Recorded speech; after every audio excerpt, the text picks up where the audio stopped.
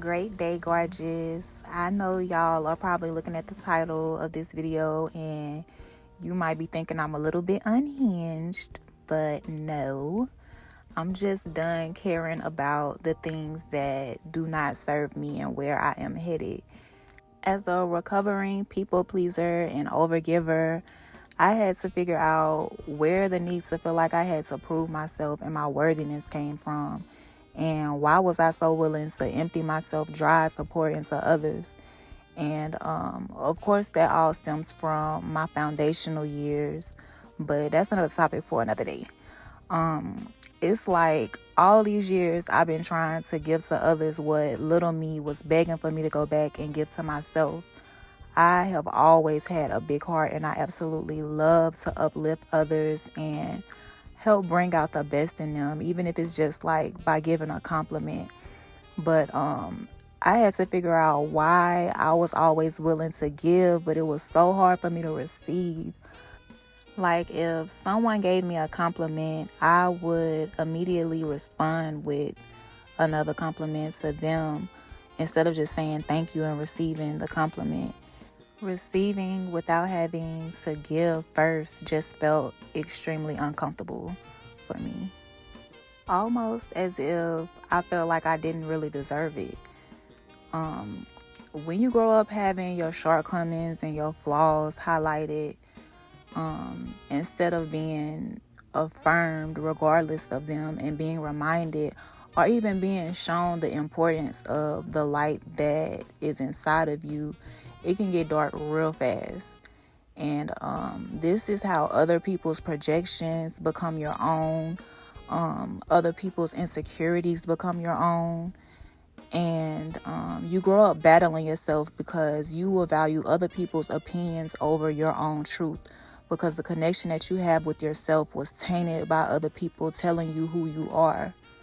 It's like you don't even have a mind of your own anymore. I remember I wrote in my journal a little over a year ago about how I felt like I haven't been myself since I was a child. And digging deeper into how I felt behind when I wrote that made me really go back and heal the relationship that I have with myself and with my intuition. I realize now that I am whole as I am, without the material things, without the validation of others, without feeling the need to prove my worth to anyone, without the expectations of others and who they perceive me to be, because people can only see you as far as they've met themselves anyway. Without feeling like I have to do this or be this way to be accepted or to feel seen. Nobody can put me in a box or make me feel confined to spaces that no longer fit me, because I'm constantly evolving and a free spirit at heart. I just never gave myself permission to fly and be me. I never gave myself permission to be my true authentic self because I had no voice and I lost sight of who she could even be. But the journey back to myself has been the most difficult but liberating and internally rewarding decision I've ever made for myself. Choosing to keep my big pure heart but protect it with boundaries is life-changing for me. Honoring and staying true to who I really am at my core and no longer compromising my integrity, my authenticity, my needs or my intuition to be validated by things that are outside of myself has really shaped my perspective. I can't be manipulated. I cannot be gaslit. I cannot be moved by the things of this world. None of this stuff matters. The relationship that I have been intentionally building and rebuilding with myself and getting the closest that I've ever been to God, it has shown me that the true value comes from within, and that's what shapes the world around you. It sounds cliche, but I never really grasped the importance and the depth behind that philosophy, and God has been consistently sending me lessons to see if I really get the memo. Lately, anything that's not in alignment with who I really am has naturally been falling apart. And one thing that I've been criticized for a long time is enjoying my solitude and not really enjoying being around like a lot of people, or being a part of a crowd, having a lot of friends, or being like a part of a clique or something. I genuinely enjoy my own company, and when I feel the need to share my energy or be around people, I do so. I used to think that I had bad social anxiety, but I realized that as an empath, I feel everything. And it sounds crazy, but I can literally hear people's thoughts sometimes. So being around a lot of people is overwhelming for me. I would allow people to judge me for being who I am and make me think that I'm weird or whatever. And instead of owning who I was, I internalized it and I did whatever I thought was socially acceptable to fit in. And I was really dishonoring myself to please others who usually don't even feel comfortable sitting with themselves anyway. I always speak about that in between and how you can't really step into the newly evolved version of you if you're still holding on to the parts of you that are dying. It's literally a mourning process and it's not an easy transition at all.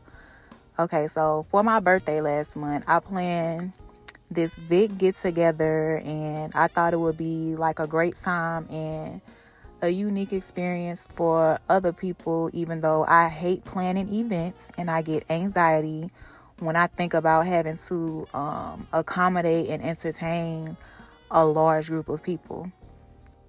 I realized that even though my body was telling me that this wasn't something that I truly wanted for myself, the little girl in me was taking over, and she really wanted to have her first real birthday party and to feel special on her birthday. So I sat with her and I reminded her that her worth could not be found in those things. And so many crazy things started interfering with my plans for the party. And I surrendered and I just completely canceled it. I felt so much relief and comfort in allowing the new me to win. The same thing happened with the Bali trip that I had planned almost a week later.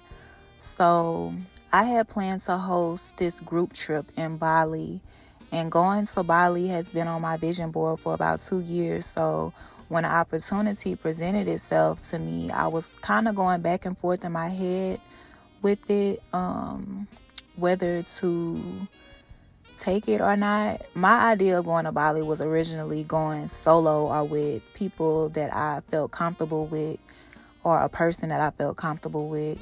And so the idea of hosting a group trip outside of the country was intimidating to me, and it was a lot of pressure because my social meter dies fast. Anybody who really knows me knows that. So I ended up biting a bullet and I tricked myself into thinking that I was stepping out of my comfort zone. And y'all, my anxiety was through the roof the entire time I was promoting this trip. I knew I wasn't ready to do something like that yet. And I didn't even promote the trip as trying to be something that I'm not, like trying to be a healer or something like that. But I really genuinely just wanted to plan a trip for a beautiful experience for us all. But my spirit knew I was not ready for something like that. And when things started to fall through, I let them. I allowed the new version of me to win again. And old me would have fought for things to work out. I would have allowed myself to feel like I'm missing out. But listening to myself and what my soul truly needs has proven to me that it doesn't matter what externally is taken from me, because the power that I hold within is far more valuable than anything outside of me. The guidance and the power and the security and protection that I receive directly from Source is all that I need. No one can tell me who I am. No one can make me feel away for choosing me. No one can shame me into feeling bad for loving myself after what I went through to get to this point. No one can distract me from stepping into my purpose and fulfilling my divine mission. I realize that I am not for everyone, and I do not desire to be. things that I cared about in the past that were holding me back and keeping me bound to the lower vibrational version of me, they are no longer attached to me. When you self-sabotaged all your life and people are used to seeing you in a different light, in the watered down version of yourself that most of them benefit from knowing anyway, people will be triggered and try to make you feel bad for evolving. But at my big age of 33 years young, I do not give a. Thank you, gorgeous, for listening, and I hope you enjoyed my rants. Don't forget to like, share, and subscribe, and send me some love notes in the comments.